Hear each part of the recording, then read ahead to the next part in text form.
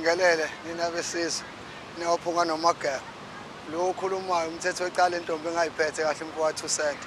Phansi sidangene sika nomama. Ongaphansi kweqembu lamalanda amhlophe mina olugosayo. Kodwa ngoba usuku lusalo ukuthi basazobona nginyakazisa. Sibonga kakhulu osukwini la namhlanje ukuthi uhulumeni asilethele umnyango wezempilo. Lo esiubalekela ngalendlela exaka ukwenza. Sizinsizwa nje. Ebesibonga kakhulu ukubona ukuthi nje basondele eduze kwethu bazokhuluma nathi uqobo lwethu. Sisizwe esinsundu.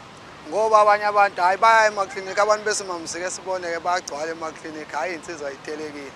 Kodwa nje siyacela kakhulu ke nami ngizocela ngumfowethu usende ngicela kwabanye abafuthi esibambisene nabo ukuthi siyene emtholampilo.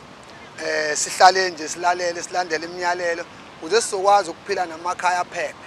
Ngoba sizinsizwa sihamba indawo eziningi intombi eziningi kubalulekile ukuthi sihlale sazi egazini khamba kanjani ukuze nemindeni yethu izovikeleka ngaso sonke isikhathi. Ngiyanxusa nje kwisizwe semnyama ukuthi siyene emaklinika ingane zakwethu siyene emtholampilo siyothola usizo khona sizokwazi ukuthi siphile impilo emnandi nasekhaya happy family ukuthi sihlale si right ngaso sonke isikhathi kumnandi ekhaya sizazi ukuthi umndeni wethu uphila ngaphansi kwasiphi isimo ukuze sizokwazi simo ukuthi silawuleke sikwazi ukuya phambili.